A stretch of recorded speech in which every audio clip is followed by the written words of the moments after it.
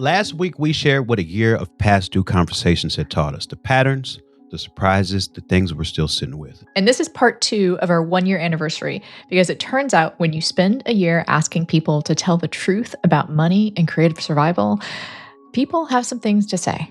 The creative economy is broken. And we've spent 12 months finding out exactly how and why and what people are doing about it anyway. I'm Open Mike Eagle. And I'm Anna Marie Cox. And this is Past Due. All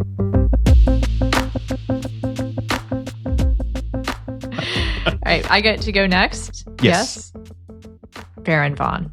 Oh, okay. So we do have an overlap. I knew it. I was when you said that we don't have any in common, I thought he was just lovely. And I've never really talked with him before and not necessarily super familiar with his work. I knew who he was. Mm-hmm. And he just came out and just laid it on the table. Yeah, I was so impressed by his grace in talking about it. How thoughtful he was, and yet how vulnerable at the same time. I think that's a tough trick. Mm-hmm. I think to bare your soul and what's really going on in your life, but to also be so clear about what's happening. Like, I mean, we mentioned how much therapy we've all been through, so I'm sure that's part of it. It is. It is. But I just thought he was, I mean, I wanted to use the word delightful, but it's not like the conversation made me happy. Because he's got real shit going on, you know. But I just thought he was, I want to have him on again at some point. Like, I want to be friends with him, really. Like, that's one of the people I walked away when I was like, I want to hang out. He's a great friend. Yeah. And that's sort of why that conversation was so impactful for me, because I know him in that way. Like, I've been in the trenches with him. We have gone through serious bullshit together. And so I know him in that way.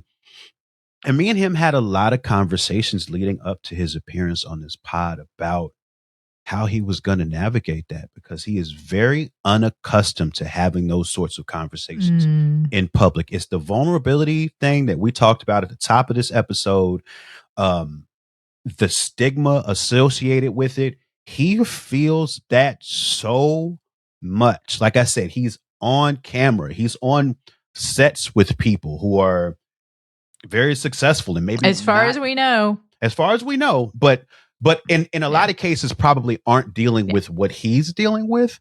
And he has not felt like he's been able to have those sorts of discussions with his peers a lot. So his pain has been very private. And so I was even, I would say, uncertain how he was going to talk when he came on here. And you, like you said, he just laid it all out. And to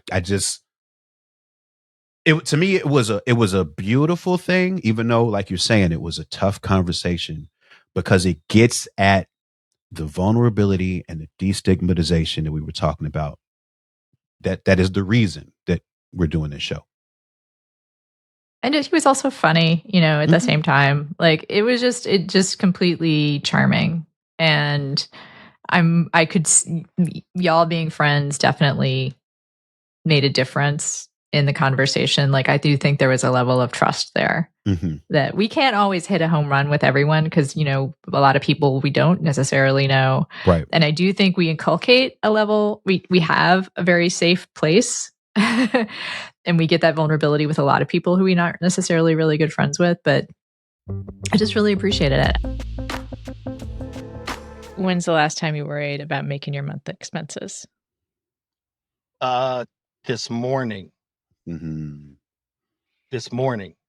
Yeah. And I feel like for the last 2 years, that has been the story. Every month it is a race. It is a gauntlet to the end of the month. And most months we've made it. We somehow, by the grace of Bob, have I've been misquoting Kate Bush this entire time, by the way. I always thought it was, if I was Bob, I'd make a deal with God and I'd get him to swallow places. And someone's like, it's swap our places. I'm like, oh, is that what it is? I like swallow places. Like a big sinkhole, to take down all my enemies. I'm watching Rome again, so I'm kind of in that dramatic way. But yeah, every single month it has been kind of a gauntlet, and it is taking a toll in all of these different ways. I mean, it's my relationship with my wife, my relationship with my children. It's that trickle down effect in the way that Ronald Reagan should have meant it, where everybody kind of around you pays the price. I remember an old Mark Maron joke, actually, probably one of the first times I ever paid attention to who he was, which was way back in the 90s on a show that was probably, like Evening at Caroline's or Evening at the Improv or something, like one of those old school shows. And he used to have a joke about like people, the negativity and how it gets passed around. I can't remember exactly how it goes, but it's like, your boss is mean to you, and then you take that, you're driving, and then you cut someone off, and then that person's like, well, what was that person's deal? And then that person goes home, and then they yell at their partner, and it all ends up in the Middle East. That was sort of his joke, way back when. But just to say that, like, my worry, the stress, the constant questioning of almost every decision I've ever made. That's unfortunately tends to be the way I handle this. I don't go, okay, what's the problem at hand? And how do I solve this? I go like, I've made nothing but mistakes. And now let me, revisionist history, everything I've ever done as the wrong choice to end up to this moment right now and today. And it doesn't, it's a mood that doesn't help my wife and I kind of relate to each other these days, because both of us are hustling. Both of us are hustling every single month to make it.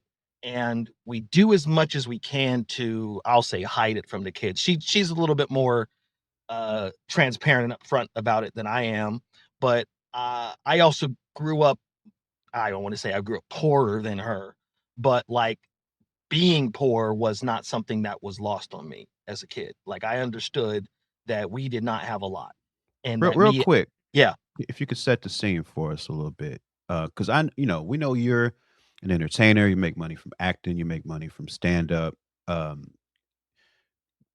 what is your wife's employment situation, and also how old are the kids? All right. We have two children. They're 8 and 6. Mm-hmm. They're in second and first grade, respectively. The 6-year-old is autistic on the spectrum, right? Which is also one of the reasons that I found out that the call is coming from inside my brain as well. He is 6. He doesn't necessarily talk. He kind of does a thing, I believe it's called echolalia, where he sort of repeats catchphrases. He repeats the things that you say. He's still in a diaper, right? He still doesn't really use a fork or a spoon, or write with a pencil or a pen, right? There's a lot of things that we would need an occupational therapist to help him with, which is something that we do not have the money to afford. It's not something that the schools don't have the means of providing that, so it would be something that is fully out of pocket for us, and we can't necessarily afford that right now. So I always think about like, oh, I'm failing him, and then my wife goes, we're like a loving home, right? And I forget that, but it's like we do just accept him exactly as he is, and he feels happy and safe at home, and she reminds me that actually does a lot. That goes a long way, that in and of itself, right? My wife is doing a bunch of freelance jobs. Okay. She's been working for a tech company, and then a sort of a company that is adjacent to electrician union stuff. They like help people in the IBU, the International Brotherhood of Electrical Workers, sort of manage their money. So it's an independent organization that works in concert with IBU. And so she's kind of like doing those two different things. They're both like, 1099 jobs that she found on a website. I want to say it's called the Mom Project, which is, it's a site for women, specifically for women who want to work from home, where you can kind of find jobs where you work from home, that are remote, and And so she's been doing both of those jobs for the last couple of years.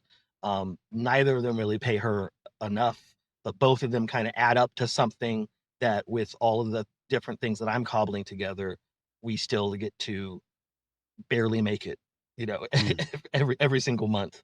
And that's what, it's one of those things where we're like caught in this loop, I would say, loop of we can't think further than the month. Like thinking about anything that's beyond the first is like lost on me. And I'm in a survival mode, and I'm reverting in a lot of ways to what I was like in middle school or even earlier, in the sense of that, like, that was the person who I was. So that's the last time I really was like in survival mode. Besides, I guess there was a period in my 20s as well. But like, again, we're hustling so much that I feel like, all right, and I'm not sure, I can't say that this is empirically true, but I feel as if I am not showing up for my children in the way that I would like to. Like, I am there physically every day, but I'm not necessarily there psychologically, emotionally, dare I say spiritually, as much as I would like to show up every single day. And that's the trickle down that I'm kind of talking about. So this show does get therapeutic. I think both Mike and I have been through a bit. I actually, I've got decades of therapy, and the things that actually started working for me, I'll say personally, it just seems relevant, have come from when I realized I had a neurospicy brain. I like to refer to it because there's a lot of different overlapping diagnoses. None of them, the specifics don't matter as much. It's a spectrum. It's a spectrum, and also it's like trouble switching tasks, trouble staying in the present, the stickiness of failure to a sensitized brain, especially a brain that comes from childhood trauma. Like, most human brains have trouble remembering success. We always remember the things that we didn't get done. A traumatized brain and a neurospicy brain, that memory of failure or perceived failure is incredibly strong. And it can be kind of an obsessive, like, how do I make that right? How do I, yes, absolutely. I agree with it. Don't they call it rumination? Isn't that one of the? Yeah. And I am deep in that. Yeah, but that's the task. And then the task switching thing becomes hard because you're stuck in your rumination and like, how do you do the next thing? So what I've had the most success with, and this is almost just like a personal note to you, is when I remind myself that my perceptions of my own actions in the world are deeply flawed and probably inaccurate. Because, again, so speak for myself, like, a thing that I do that sort of like put me in the place, like, sometimes when, for some reason, it's when I'm in my kitchen, I get like really like my life, I failed, I made every bad decision, and then I have like 4 succulents in front of me in my kitchen sink, and I'm like, you know what? I've kept those succulents alive for 5 years. I like that. And then I'm like, and these animals in my house, I don't have kids, but like, I've got 3 animals, got 2 cats and a dog, and I'm like, and I've kept them alive and happy for 5 years. And then, so I just want to encourage you to, I don't know your situation for sure, but I bet you have shown up in more ways than you realize.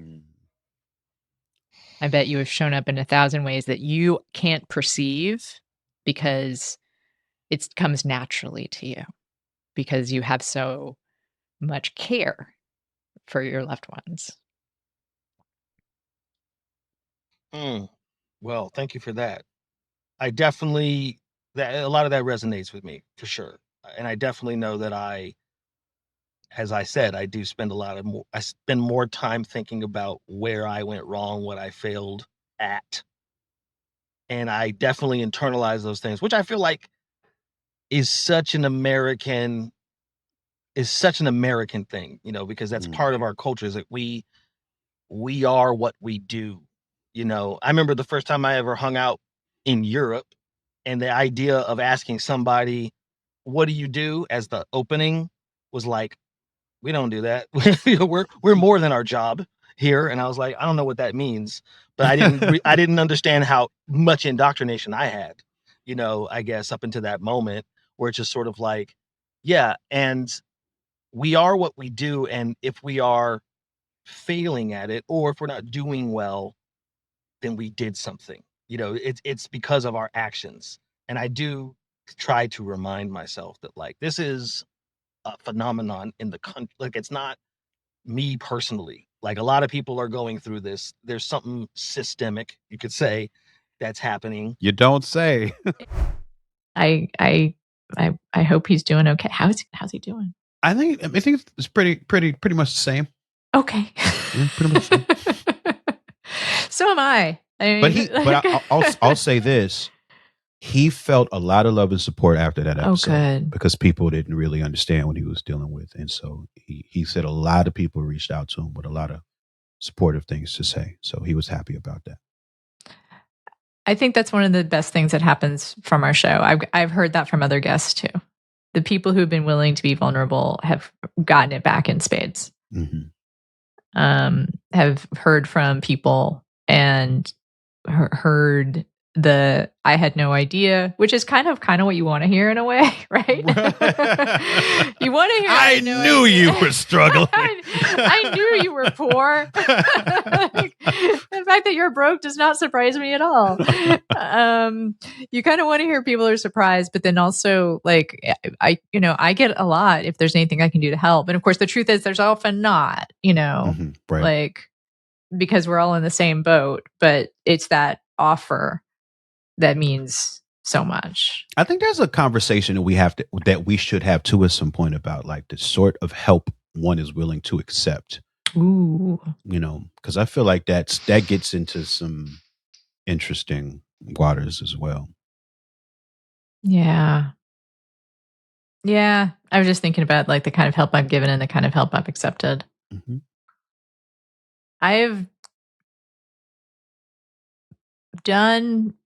I've given people money when I had it. I've straight up just like given a friend we can call it a loan, but you weren't expecting it back. I'm not expecting it back. And then I've accepted work. And also like I've put out calls like when I was really struggling, like I've said, if you like my work, feel free to support me in some way. I mean, in some ways, Patreon is nothing but asking for help. Right. Yeah.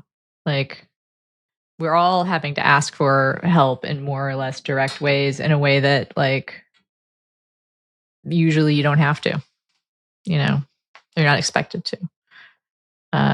That's really sobering. I don't like that.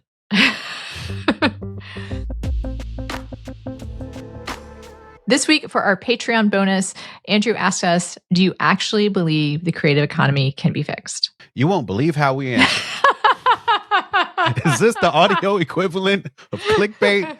Yes, but you're interested now, aren't you? It's one simple trick, Mike. That's what it is. That's all it ever is.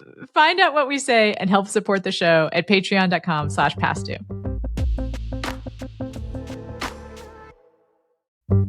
It's 7 p.m. I've been running around all day, recording, doing live streams, picking up and dropping off my son from school, and I open the fridge, and there's food in there, but making it into a meal feels impossible. Thankfully, Factor changed that. Fully prepared meals designed by dietitians and made by real chefs delivered to your door and ready in 2 minutes. Real food, lean protein, fresh vegetables, and over 100 rotating weekly meals so it never gets old. And it actually tastes good. I'm always forgetting to eat at the last minute, and having a fridge full of choices that I could even have something for lunch that was a real meal was amazing. Especially there was a short rib pasta primavera that was delicious. And also it's such a treat for me to have something that's that hearty and good at lunchtime. Factor has meals built around your goals, whether that's overall nutrition, more protein, or weight loss. Even strength and workout recovery with Factor's Muscle Pro collection. We're big fans of Factor meals here on Past Due, and if you've heard us talk about them before and you're curious, you should really give them a try. Head to factormeals.com/PastDue50off and use code PastDue50off to get 50% off and free daily greens per box. With new subscriptions only while supplies last until September 27, 2026. See website for more details. Introducing Home Care Plus, a new subscription service from Lowe's that helps make life easier by giving members a hand with home maintenance. Let Lowe's tackle the tasks you keep meaning to do, like electric dryer vent cleaning, replacing hard-to-reach light bulbs, and more. Subscribe to Home Care Plus for just $99 a year and consider your to-do list done. Members get more at Lowe's. Available in select zip codes only. Cancel anytime. Non-refundable fee. Product purchase required. Terms and service restrictions apply. Details at lowes.com/terms. Subject to change. Speaking of just like straight up asking for money, I think one of the most interesting guests we had on as an example of that is Ian Danskin from Innuendo Studios, who we had on because he did a short YouTube video where he just straight up said, you know, I'm almost $100,000 in debt. I'm really burned out. I'm not making any money from, you know, nearly enough money from this YouTube. I'm just going to have to go get a jobby job. He didn't use jobby job. That's my phrasing. So I am a YouTuber. I've been at it for, I guess, 11 years now. And when I started, I was in school. Like I went back to school in my like late 20s, early 30s to finish my degree. And while I was in school, we got like, if you're filing taxes while you're a student, you get, at least in Massachusetts, the opportunity tax credit. And so most years, like I was still getting a tax rebate when rebate season came in. And then my first year after graduating, and I didn't get that, I discovered how when you are a freelancer, you owe like, not only you owe taxes come tax season, but you owe more than you would owe if you had a boss because they call it freelancer tax, basically self-employment tax. You end up owing like 30%, which is more than like some of the top earners in the country owe. And so that kind of began this run of like a lot of years not being able to pay my entire tax debt and being just like a few thousand shy on your taxes. And as I earned more, ending up owing more, and also life getting more expensive as you get older, it ended up being like often like $5,000 to $7,000 short a year. And then they start charging interest, they start charging fees. And I was on a payment plan, but it's one of those payment plans where like, well, okay, this is never actually going to pay anything off, but it keeps them from sending you into collections that you're on a plan at all. And so, yeah, it ultimately like the debt just to the IRS broke like $60,000, $70,000. And then I also had a maxed out credit card that was in collections that had like floated me through some stretches where I wasn't quite covering my monthly expenses. There had been a couple of times where loved ones had bailed me out that I was trying to pay them back as well. And then, yeah, it kind of hit a breaking point where like the stress of, oh, okay, am I going to be able to afford my rent, which, you know, has happened many times for me. But I kind of hit a point where I realized that like, I don't see what the path to long-term sustainability here is.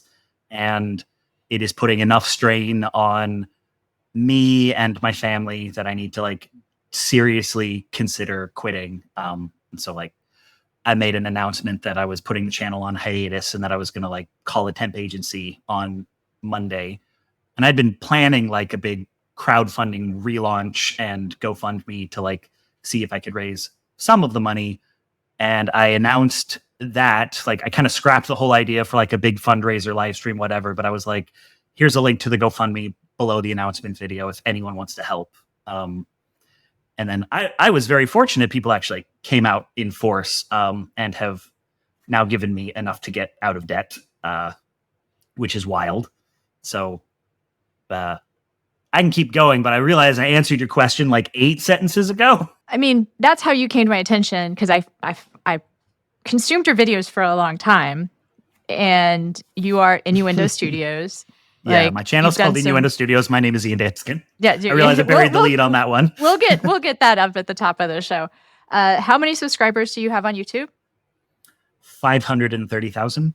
that's a good amount. And some of your videos have million views, right? Like you had some stuff kind of go viral because you did videos that were kind of alt-right explainers and very relevant to a lot of politics, to the kind of people who like to watch long-form YouTube videos like myself.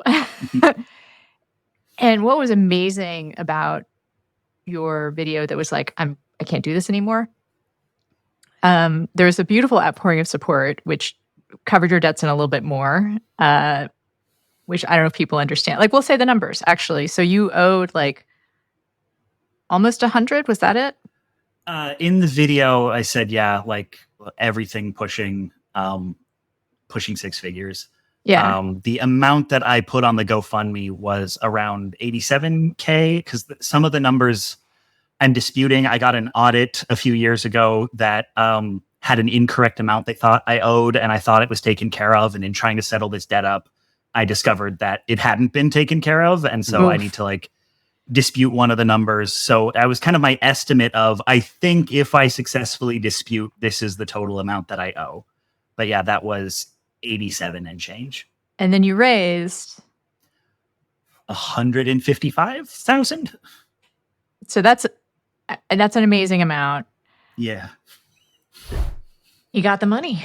Yeah. More than that. We should check back in with him, I think.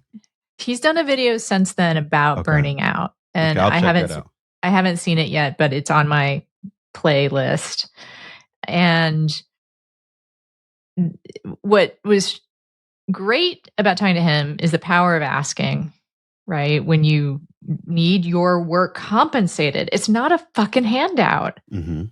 Like, one of the things that happened when he asked for help, he did a GoFundMe. I think he thought of it as asking for charity. Right. But one of the things that happened when I was looking through the comments by people who were giving him money was like, professors used his work in classes. He's performing a service. He's creating work that people use in the process of making money themselves. Right? A professor gets paid to teach a class, and the traditional thing that happens is that you pay a licensing fee to a textbook or to a copyrighted work in order to be able to use it to teach people. Right? So he was just saying, y'all have been using my work. I need to be compensated for it.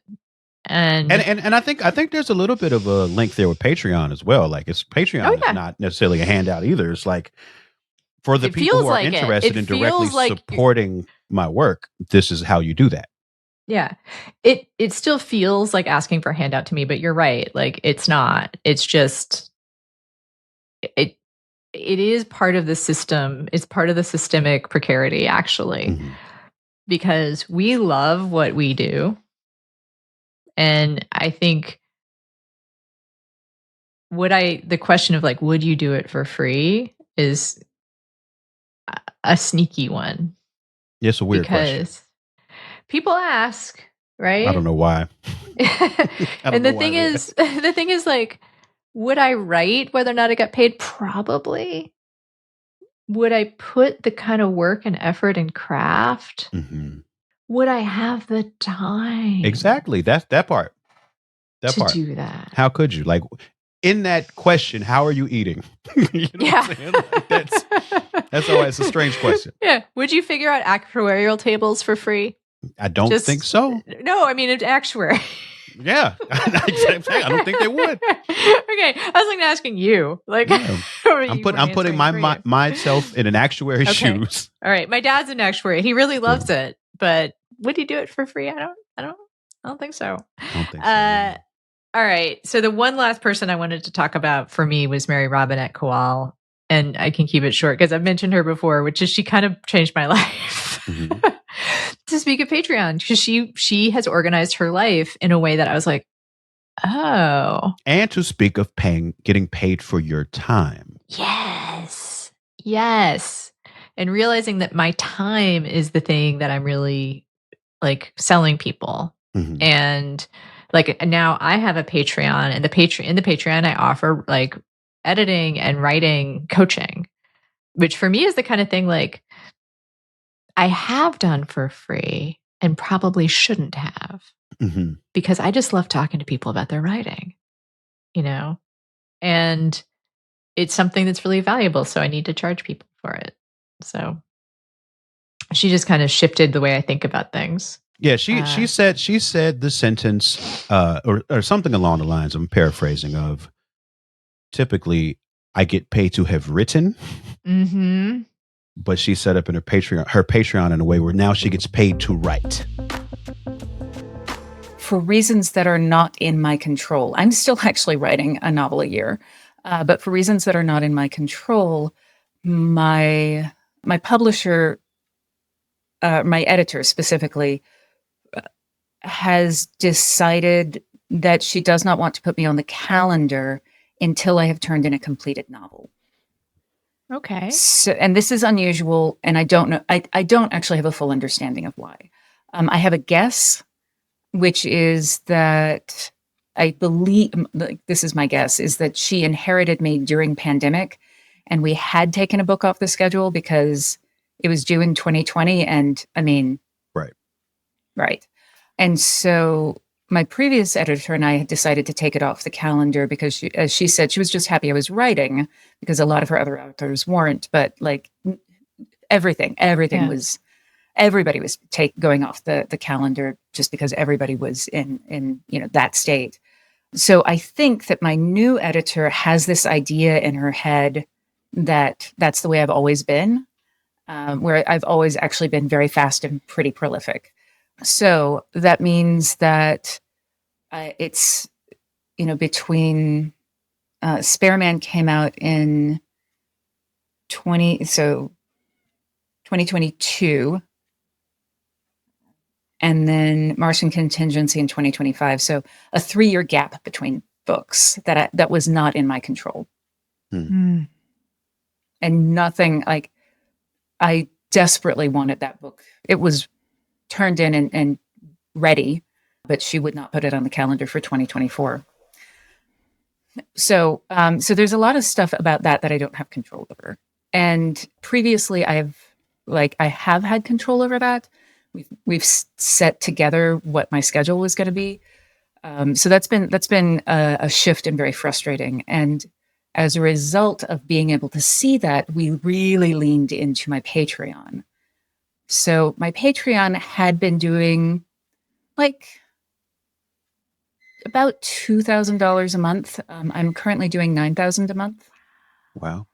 I've done as much as 12, but that involved some Patreon levels that it turned out I didn't enjoy doing, and took time and attention away from other things that I wanted to do, and so decided to sacrifice that income in order to have a happier lifestyle. So I reliably make $9,000 to $10,000 on Patreon a month. And it has taken me a while to shape it so that I'm only doing things I want to do with the Patreon. And when people start Patreon, and this was the mistake that I made when I started, I was overpromising and saying I was going to do too much, and thinking about the patron experience rather than my experience. And the shift that I made was under-promising and over-delivering, and thinking about how do I get paid to do the things that I want to do anyway. So I think a lot of us have this experience that we will show up for other people, but we won't show up for ourselves. And I love writing, but the thing about being a writer is that in a traditional format, even indie writing, you get paid to have written. You don't get paid to do the writing. So I created a tier called Make Me Write. I priced it deliberately high, and it's designed for people, a lot of people who have ADHD or just trouble doing something, who will do it if they're showing up for someone else, and they're showing up for me and for the other people in the group. And so 2 hours on Sunday, I get paid to write to be writing, because at the end of that time, I do MRK unpacks her brain. So I show them what I was writing, because I come out of theater. Stage fright is not an issue. So I am very comfortable showing rough drafts. And so I show them, this is what I was writing. Here's the thought process that went behind it. Here's the barrier that I ran into. Here's how I addressed it. And that's something that I love. But it also means that during those 2 hours, I have to write. And I'm getting paid to do the writing. And that's that kind of thing has been really great. I teach one class a month. It's new material every time. It's material that I'm interested in.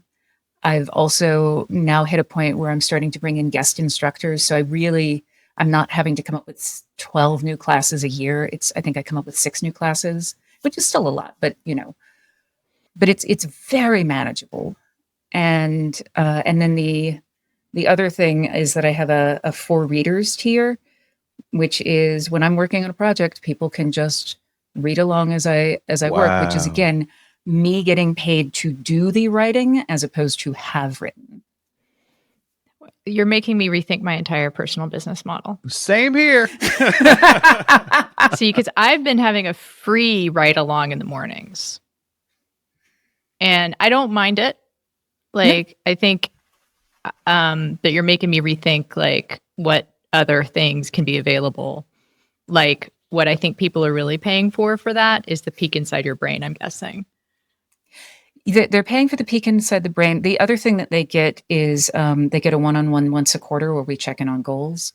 They don't all remember that they get a one-on-one once a quarter. They also get an onboarding where we decide and we set homework. Now, this is homework for them because you're teaching homework the course. For them. Okay, right.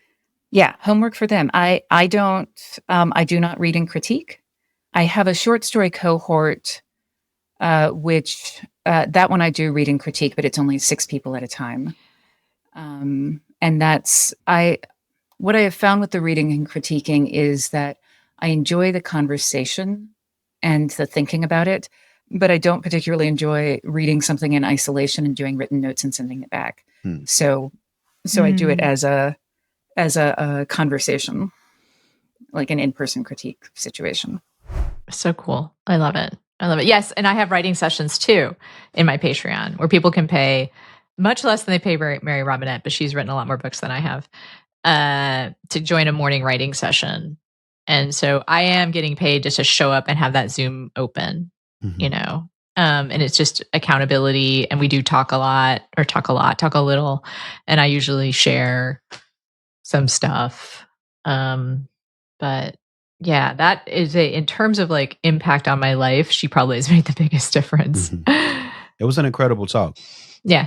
She's great, and everyone should read her books too. That was also a really sobering conversation that she gets paid $30,000 a book, which her books are bestsellers, and she's really well regarded in the sci-fi community. And also she has such an interesting life, professional puppeteer and voiceover actor, in addition to writing these fantastic series. The Lady Astronaut series is one of the series that she does. Very good.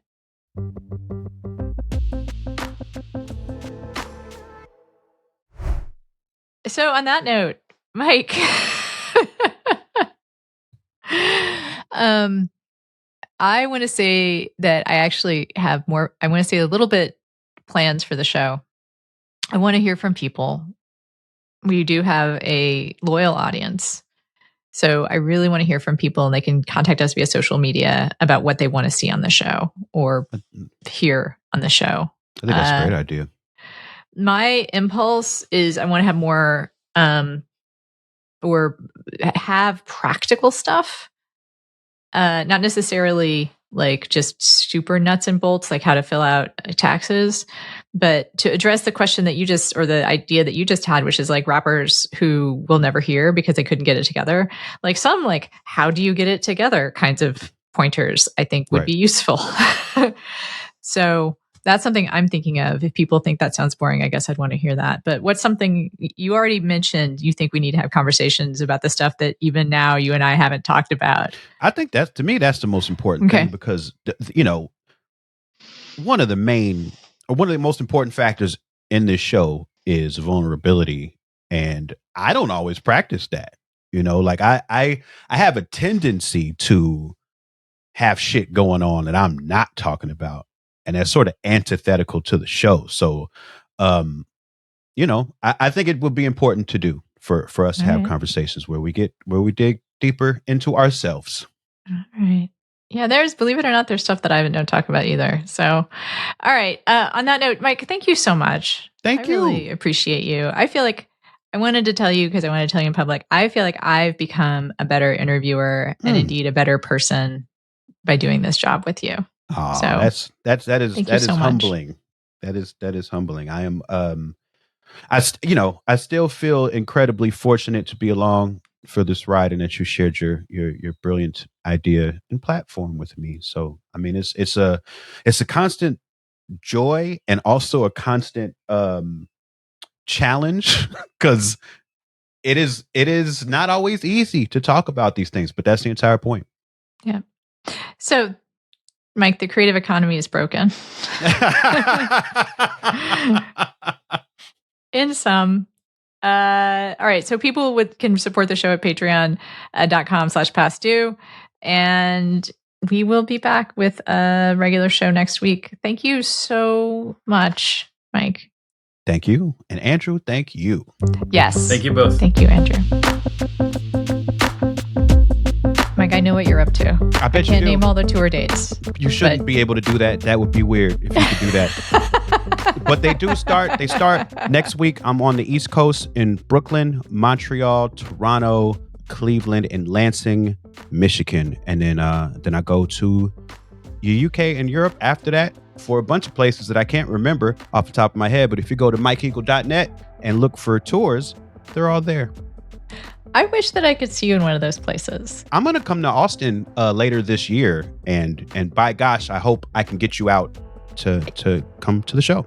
You know what? I've been doing a lot better with the horror, with the whole mildly agoraphobic thing. So I think I can do it. I'm pretty sure. I'll get out there. I'm going to make a promise to you right now. It's in August, so we'll see if you're up for it by then. Okay. Well, the only thing that would deter me at that point is that it's going to be 100 degrees. But we'll walk. I'll cross that bridge, Lake Austin Bridge, when you come to it. Now, what do you got going on right now? So the normal things, the usual things. I got the other podcast, Space the Nation, still writing for New Republic, still pivoting to video in the process of pivoting to video. Hell yeah. Pivot to video. Hell yeah. Yeah. And I think that's the most interesting experiment that I'm up to these days. So I encourage people to check that out. I'm doing another 30 in 30 for May. Nice. And I kind of skipped April and I discovered an important thing about the creative process. Mike, do you know what it is? Oh, I don't know. There are so many important things it could be. Please do enlighten me. Use it or lose it. Oh, atrophy. Atrophy is real. Like when I went from recording daily in March to thinking in April, you know what, I'll do it every other day. And I didn't. I didn't do that. So I think I got to do it daily. I know that that's your practice, like to just produce. Oh yeah. So I think the regimen is real. The regimen is real. Yeah. All right. So people can check that out.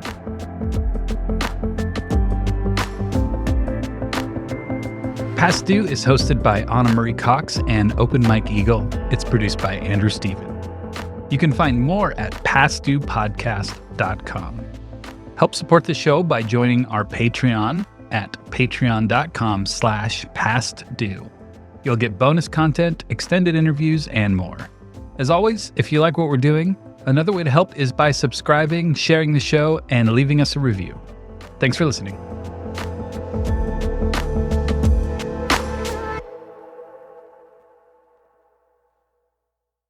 Have you ever wondered what businesses are doing and should be doing to tackle climate change? Then check out the award-winning and chart-topping podcast, Climate Rising, produced by Harvard Business School and hosted by me, Professor Mike Toffel. Recently named one of the best environmental podcasts by Earth.org, Climate Rising shares a behind-the-scenes look at how some of the world's top entrepreneurs and business leaders are addressing climate change, from climate storytelling and marketing to AI, regenerative agriculture, and beyond. Don't miss out. Follow and listen to Climate Rising wherever you get your podcasts. podcasts. Do you want the truth about the organic food on your plate? Then check out the chart-topping Real Organic podcast. Recently named one of the best climate podcasts by Earth.org, it's hosted by Dave Chapman and me, Lindley Dixon. Each week, we feature eye-opening interviews with farmers, scientists, authors, and journalists to uncover the forces reshaping the food system, from why corporate lobbying is redefining what organic means to how organic farmers are fighting back. So don't miss it. Follow and listen to the Real Organic podcast wherever you get your podcasts.